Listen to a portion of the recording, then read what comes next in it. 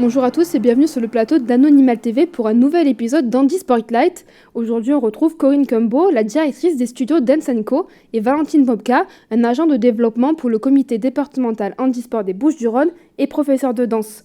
Aujourd'hui, nous allons parler de danse, de son adaptation et des studios. Mais avant ça, nous sommes allés rencontrer les élèves pendant un cours. Regardez.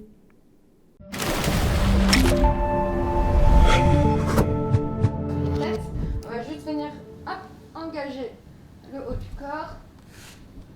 Ça va, Inès? Ouais. On est là. Et hop, pam, pam, pam, pam, pam, pam. Le studio Dance & Co, situé à Marseille, accueille tous les mercredis soirs une dizaine de personnes en situation de handicap depuis septembre 2023. Valentine donne pendant près d'1 heure un cours de danse afin que chacun puisse se dépenser et s'exprimer. Tu es devant et tu glisses. Ta main qui est en dessous, elle va venir glisser. Ouais, c'est ça, continue. Regarde. C'est cette main-là. En fait, depuis que je suis toute petite, j'ai commencé la danse à l'âge de 4 ans. Ça a toujours fait partie de ma vie. Pour moi, c'est une passion. Et c'est, en fait, de par mon travail, moi, j'ai fait des études pour être enseignante en activité physique adaptée, donc faire du sport à des personnes en situation de handicap. Et en fait, j'ai compris à travers ce travail que le partage, pour moi, c'était très important. Donc, j'ai voulu lier la danse, ma passion, au partage. Et en fait, les deux ont fait que je suis arrivée là aujourd'hui. Est-ce que d'adapter la danse à des personnes en situation de handicap est compliqué?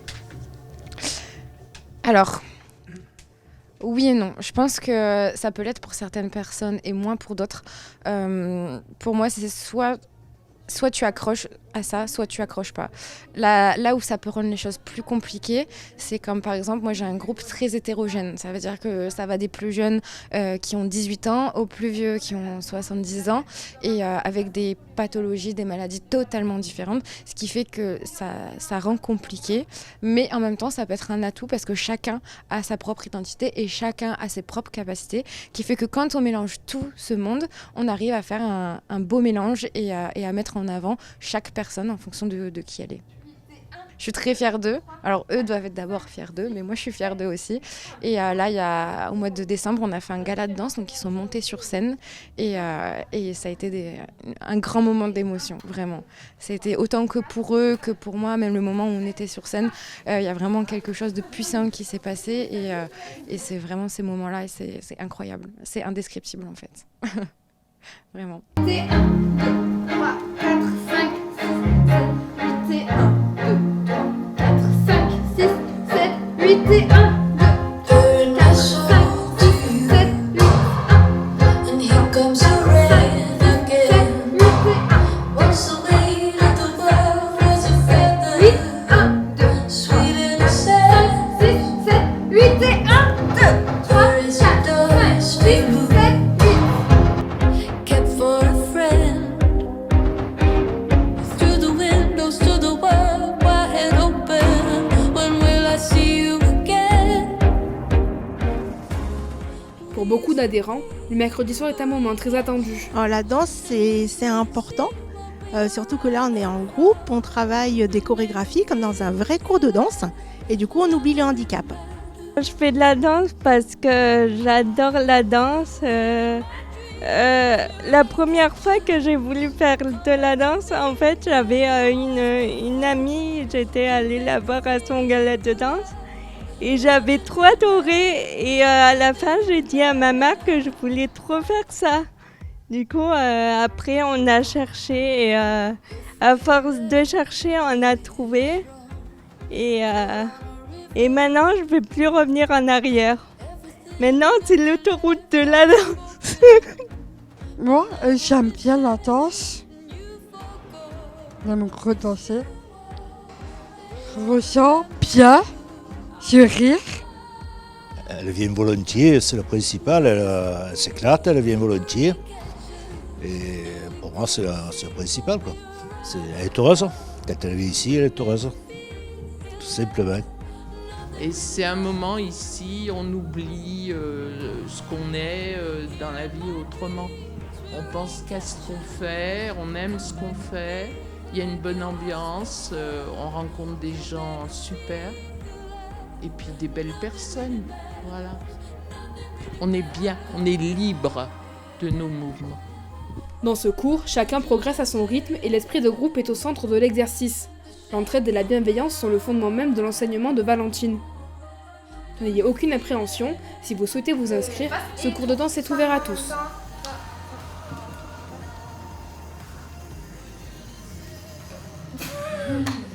Trois heures plus tard. Un tout petit peu, ouais, mais pas ton mode tortue.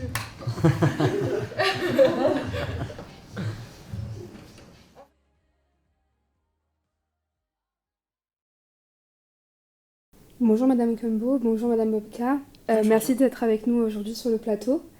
Avant de commencer, est-ce que vous pouvez rapidement vous présenter ? Oui. Je suis Corinne Kumbo, je suis directrice des studios Dance & Co, où j'enseigne la danse moderne jazz. Et du coup, j'ai ouvert les studios et il y a de la danse académique et de la danse urbaine et de la danse adaptée, avec du coup notre intervenante Valentine qui est ici et qui va se présenter toute seule.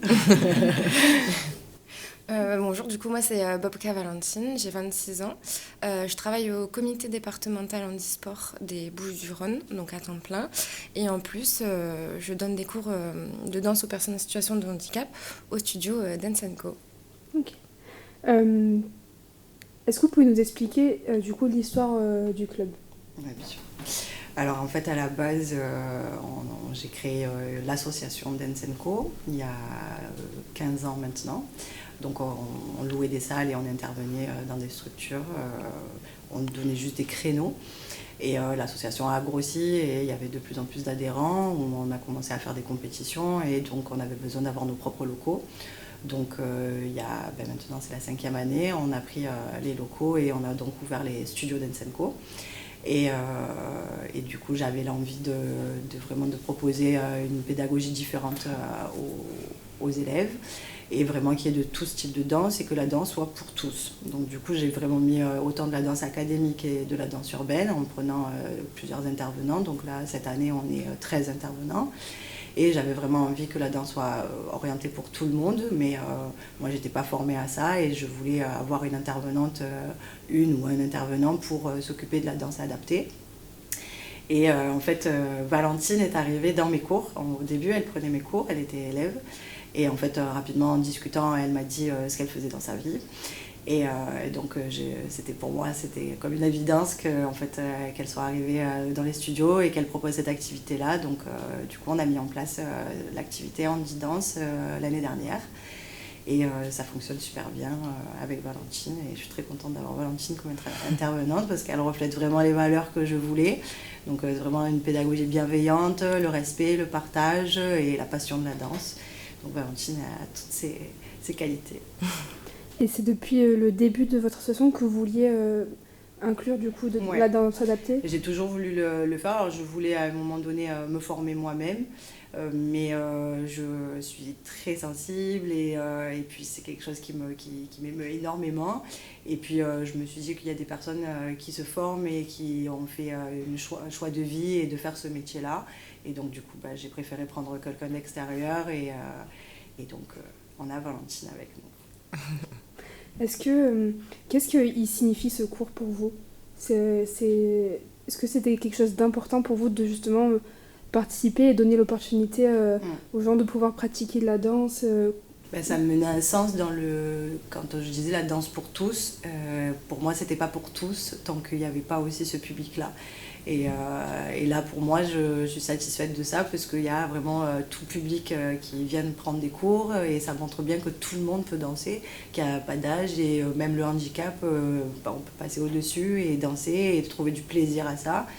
Et là, du coup, comme c'est dit dans le reportage, on a fait on a toujours 2 galas dans l'année. Et là, c'était la première année où on avait le groupe de Valentine qui nous ont rejoints. Et j'étais trop contente pour eux, pour le public aussi, parce qu'il y a beaucoup de gens qui étaient trop contents et qui sont venus nous dire que c'était génial pour les enfants de voir un autre public aussi et de mélanger tout le monde. Et je pense que c'était que du positif et on est très contents. Et puis ça continue et il y a de plus en plus de monde qui arrive dans les cours de Valentine. Donc là, il faut créer des créneaux, donc c'est tant mieux. Mais voilà, on voit que les gens s'épanouissent dans son créneau. Donc c'est le but. Justement, vous donnez des cours de danse adaptée. Et dans le reportage, vous expliquez que c'est un mélange de votre passion et de votre travail.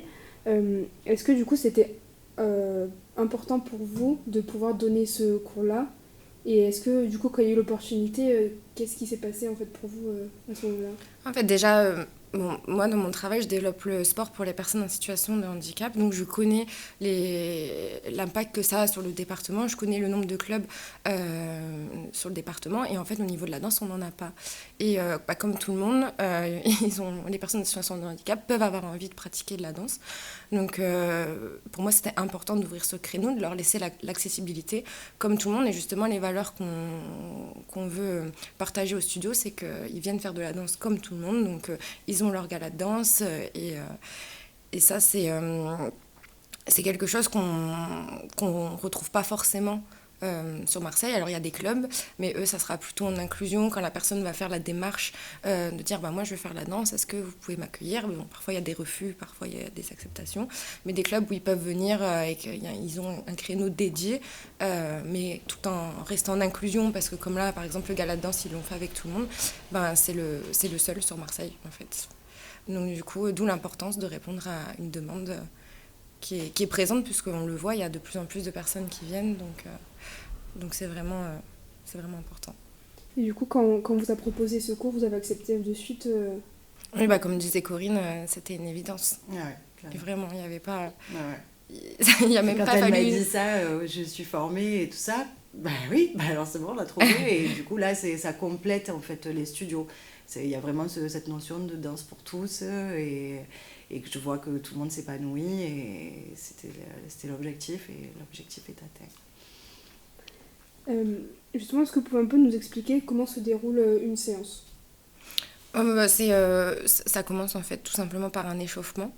Donc là, c'est surtout basé sur le haut du corps, puisque les personnes qui sont en fauteuil roulant ont très peu de mobilité au niveau du bas du corps. Donc on est vraiment centré sur les articulations.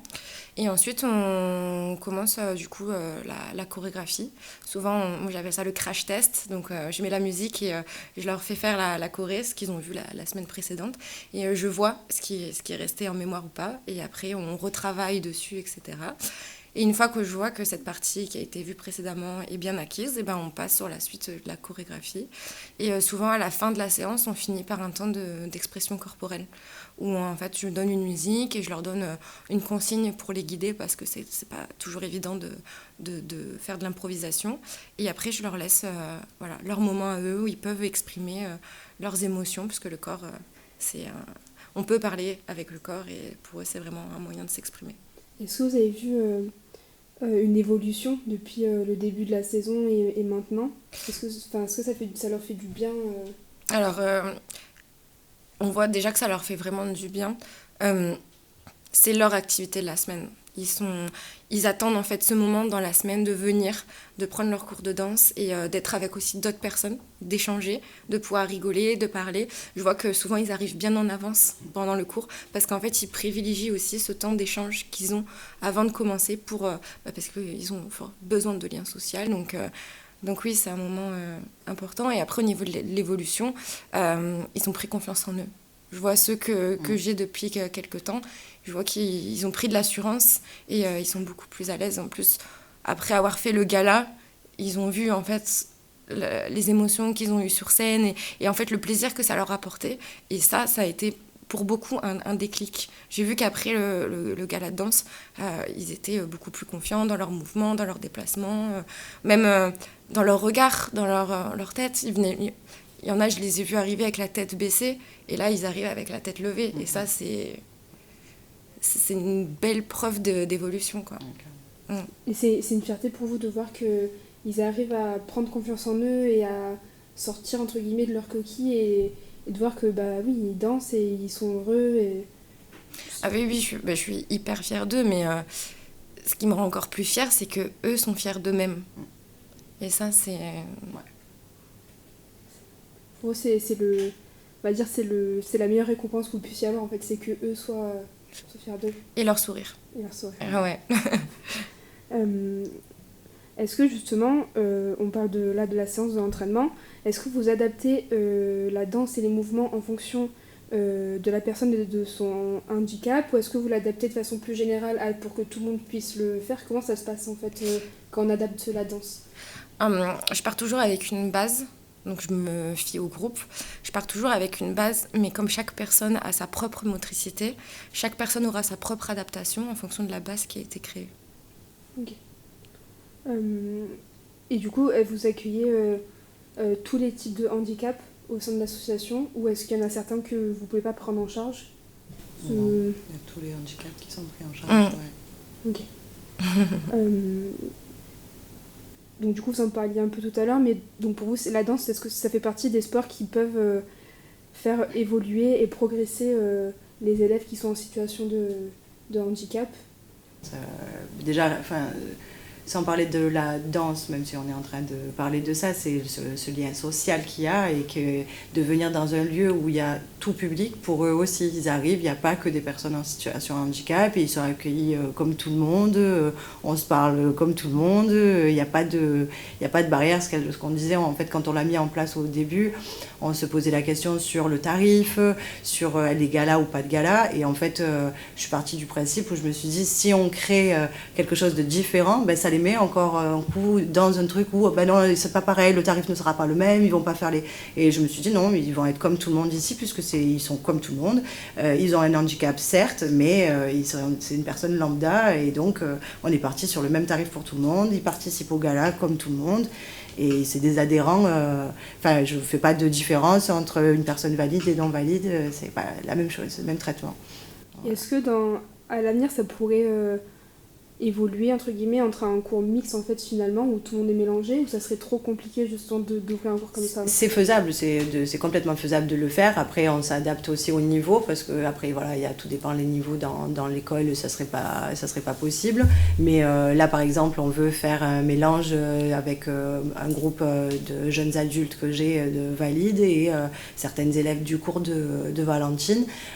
C'est complètement faisable de mélanger la danse, et c'est pas du tout un frein, au contraire, ça ouvre pour eux, les personnes non valides, ça va vraiment leur ouvrir le champ de se dire je peux danser avec des personnes valides, et pour les personnes valides, ça va leur faire prendre conscience de certains trucs qu'ils vont avoir en plus, et chacun se nourrit de l'autre là, sur ces moments-là.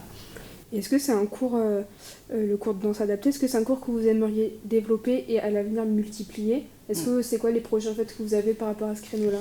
Alors, on aimerait l'ouvrir qu'il y ait des enfants, parce que c'est vrai qu'on n'a pas encore de public enfant, et je pense qu'ils ont envie de danser eux aussi, donc c'est l'objectif d'arriver là. Donc, au début, il n'y avait qu'un seul créneau, et là, cette année, Valentine, il y a de plus en plus de personnes qui rejoignent son cours, donc on se disait, on en parlait encore tout à l'heure, qu'il va falloir créer d'autres créneaux, et on aimerait l'axer aussi sur les enfants, et qu'ils aient leur moment à eux aussi, les ados, tout public, tout âge. Voilà. Okay. Pour faire un peu plus large, en France, la danse pour les personnes valides, c'est 70 000 licenciés. La handi-danse, ça représente 384 licenciés et seulement 68 structures qui proposent la discipline. Comment est-ce que vous expliquez cette différence entre les deux nombres? Est-ce que vous pourriez nous dire pourquoi en fait, il y a autant d'écart entre la danse adaptée et la danse valide? Déjà, il y a un problème de communication. C'est que les personnes en situation de handicap ne savent même pas qu'elles peuvent pratiquer de la danse et que ça existe. Donc déjà, ça, c'est une des premières raisons. Après, c'est aussi un manque de confiance en eux. C'est-à-dire qu'ils se disent « Non, moi, je peux pas, je suis pas capable ». Et s'il n'y a pas des personnes qui s'y croisent pas, une personne dans leur entourage qui va leur dire « Mais si, en fait, tu peux, vas-y », ils vont pas y aller, en fait. Donc, il y a vraiment un frein au niveau de leur estime d'eux et aussi un manque de connaissances et de communication. Et justement, vous parlez de la communication. Est-ce que vous trouvez que les institutions, quelles qu'elles soient, elles vous accompagnent assez justement dans cette démarche d'ouvrir le sport à tous et que ce soit aussi dans la visibilité, etc. Ou est-ce qu'il y aurait des choses à améliorer ? Alors moi j'ai un énorme avantage, c'est que comme je travaille au comité départemental handisport, j'ai le réseau. Donc je me suis servi de ce réseau pour ouvrir mon créneau. Donc on va dire que de mon côté, j'ai pas eu de problèmes particuliers pour la communication. Mais je pense que même les clubs qui veulent ouvrir des créneaux, ils n'ont pas forcément connaissance de l'accompagnement qu'ils pourraient avoir dans l'ouverture du créneau. Même si on essaye là je vais reprendre du coup ma casquette du comité, mais même si on essaye de développer ça reste quand même compliqué à partager. Mais après là, cette année on a les Jeux paralympiques qui vont bientôt arriver, et ça a amené une énorme ouverture d'esprit, que ce soit au niveau des entreprises, des écoles. Donc ça va être un vrai levier pour les années qui vont suivre sur la communication, et je pense que ça va faire augmenter le nombre de licenciés. Ok. Et vous justement qui êtes directrice de l'association et qui avez justement un créneau sport adapté, est-ce que vous trouvez qu'on vous accompagne assez ? Je vais dire non, parce qu'en fait, jusqu'à ce que Valentine soit dans ce comité, on n'était absolument pas visible. Alors pourtant, j'avais contacté le maire de secteur et tout ça, mais après, on a fait les choses seuls, parce qu'on est parti sur ce terrain-là. Mais c'est vrai qu'on ne peut pas dire qu'il y a un soutien derrière de la mairie et tout ça, absolument pas. Pourtant, ils sont au courant qu'il y a cette activité, mais bon, il n'y a pas eu plus de lumière que ça, donc on fait les choses nous et on communique nous. Mais c'est vrai que depuis que Valentine est rentrée dans le comité, ça nous aide énormément sur la communication, parce que comme vous le dites, il n'y a quasiment pas d'école. Après, il y a aussi le problème qu'il y a peu de personnes formées pour enseigner. Et puis, je vois, en ayant suivi de formation pour devenir professeur, à aucun moment on m'a proposé de devenir professeur pour la danse adaptée. On ne m'en a jamais parlé. Donc il y a aussi ça, où c'est peut-être pas mis en lumière ce métier-là, puisque c'est un métier à part entière. Donc ça ferait partie des choses qu'il faudrait améliorer pour vous Oui, je pense que la formation de pédagogue dans ce milieu-là, je pense qu'il faut vraiment l'axer. Alors après, c'est axé sur le sport, mais peut-être un peu moins sur la danse, donc peut-être de développer cette partie de la danse aussi. Il y a encore du chemin sur la culture en général, de toute manière. Et justement, on parle d'amélioration. Est-ce qu'il y aurait d'autres choses pour vous améliorer, que ce soit en termes de visibilité, en termes de soutien à l'échelle départementale, régionale, nationale? Est-ce qu'il y a des choses qui pour vous devraient être mises en place, surtout à l'approche maintenant des Paralympiques, comme vous disiez, qui normalement vont donner de la visibilité à tous les sports adaptés et tous les handisports? Il y a plein de choses à mettre en place, en fait, mais il faut les faire. Après, il faut avoir les moyens de le faire, mais je pense que, nous, on est très optimistes, donc du coup, on se dit que c'est faisable. Je veux dire, on l'a mis en place et ça fonctionne. Et je pense qu'il y a beaucoup d'écoles de danse devraient ouvrir leur créneau à la danse adaptée, parce que ça fait du bien pour tout le monde et qu'il y a vraiment une demande derrière, et il faut le développer, vraiment. Ouais. Est-ce que vous avez un dernier message à faire passer avant de terminer ce plateau? Un dernier message, Venez danser avec nous. Venez danser, et que la danse est bonne pour tout le monde, et que tout le monde peut danser. Et, avec Valentine, c'est le top, mais je suis certaine que si les autres personnes cherchent un peu dans leur ville, il y a forcément quelque part où ils peuvent faire de la danse adaptée sans problème. Le créneau de Valentine, du coup, est ouvert à tous, que ce soit personnes valides ou personnes en situation de handicap? Oui, c'est ouvert vraiment. Il n'y a aucune barrière. Ah oui, il n'y a aucune barrière. C'est vraiment la danse pour tous, c'est vraiment, ça prend son sens. C'est littéral, ok.